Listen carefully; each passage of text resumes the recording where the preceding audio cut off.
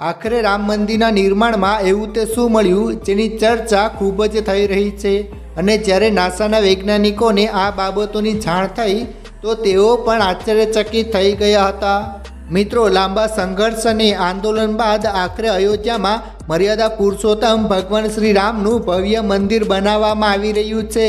કરોડો રામ ભક્તોનું સપનું સાકાર થઈ રહ્યું છે અને 22 જાન્યુઆરીના રોજ ઉદ્ઘાટન પછી દરેક સામાન્ય લોકો માટે મંદિર હંમેશા માટે ખુલ્લું મૂકવામાં આવશે।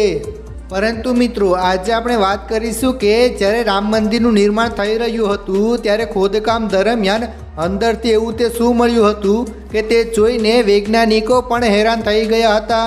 મિત્રો, વિડીયોની શરૂઆત કરીએ તે પહેલાં જય શ્રી રામ લખીને નીચે કમેન્ટ જરૂર કરજો। મિત્રો, ઉત્તર પ્રદેશમાં રામ જન્મભૂમિ અયોધ્યામાં રામ મંદિરનું કામ ઝડપથી ચાલી રહ્યું છે। અયોધ્યામાં રામલલ્લા મંદિરના નિર્માણનું કાર્ય ગ્રાઉન્ડ ફ્લોરથી લઈને પહેલા માળ સુધીનું કામ પૂર્ણ થઈ ગયું છે। આવી સ્થિતિમાં રામ મંદિર બનાવવા માટે કરવામાં આવેલા ખોદકામ દરમિયાન એક પ્રાચીન મંદિરના અવશેષો મળી આવ્યા હતા। શ્રી રામ જન્મભૂમિ તીર્થના ટ્રસ્ટી ચંપત રાયે સોશિયલ મીડિયા પર આ સંબંધિત એક તસવીર શેર કરીને માહિતી આપી હતી।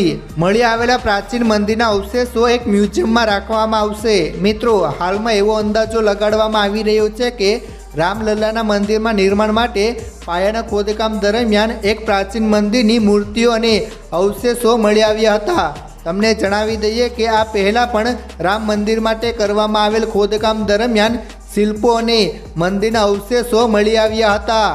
આવી સ્થિતિમાં શ્રી રામ જન્મભૂમિ તીર્થના ટ્રસ્ટીઓ દ્વારા કહેવામાં આવ્યું હતું કે રામ મંદિર પરિસરની અંદર એક મ્યુઝિયમ બનાવવામાં આવશે જેમાં ખોદકામ દરમિયાન મળેલી આવેલી પ્રતિમાઓ અને મંદિરોના અવશેષો ભક્તો જોઈ શકે એવી રીતે રાખવામાં આવશે। કેવું બનશે રામ મંદિર? મિત્રો, ગયા મહિને રામ મંદિર ટ્રસ્ટ દ્વારા નિર્માણ કાર્ય મંદિરની તસવીરો શેર કરવામાં આવી હતી। આમાં મંદિરનો આગળનો લુક બતાવવામાં આવ્યો હતો। કેટલીક તસવીરોમાં આંતરિક દ્રશ્યો પણ બતાવવામાં આવ્યા હતા। મંદિર એટલું ભવ્ય બનાવવામાં આવી રહ્યું છે કે 1000 વર્ષ સુધી ટકી રહેશે। તમને જણાવી દઈએ કે શ્રી રામ જન્મભૂમિ મંદિરના ગ્રાઉન્ડ ફ્લોર પર પૂર્વ અને પશ્ચિમ દિશાની લંબાઈ 380 ફૂટ અને ઉત્તર અને દક્ષિણ દિશાની પહોળાઈ 250 ફૂટ હશે। આ મંદિર ગ્રાઉન્ડ ફ્લોરની સાથે 3 માળનું બનાવવામાં આવશે। મંદિરની કુલ ઊંચાઈ 392 ફૂટ હશે જેમાં ગ્રાઉન્ડ ફ્લોર 167 ફૂટ, પહેલો માળ 144 અને બીજો માળ 82 ફૂટ ઊંચો હશે। મિત્રો, આ મંદિરના ગર્ભગૃહ અને તેની આસપાસ કોતરવામાં આવેલા રેતીના પથ્થરોનો ઉપયોગ કરવામાં આવ્યો છે।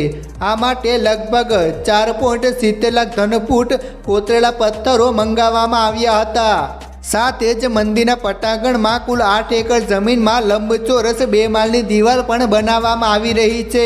તે અંદરના ગ્રાઉન્ડ ફ્લોરથી 18 ફૂટ ઊંચી અને પહોળાઈ 14 ફૂટ હશે।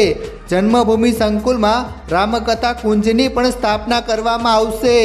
આપણે રામલલ્લાના દર્શન ક્યારે કરી શકીશું? મિત્રો, તમને જણાવી દઈએ કે રામ મંદિરનું નિર્માણ કાર્ય ખૂબ જ ઝડપથી ચાલી રહ્યું છે। પ્રથમ માળ લગભગ તૈયાર છે।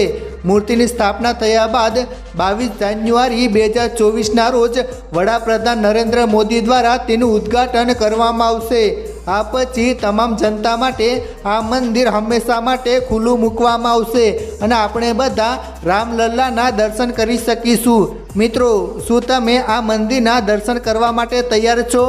હા કે ના લખીને નીચે કમેન્ટ જરૂર કરજો અને જેમ બને તેમ આ વિડીયો શેર કરો, સનાતનીઓને દેખાડો। ધન્યવાદ।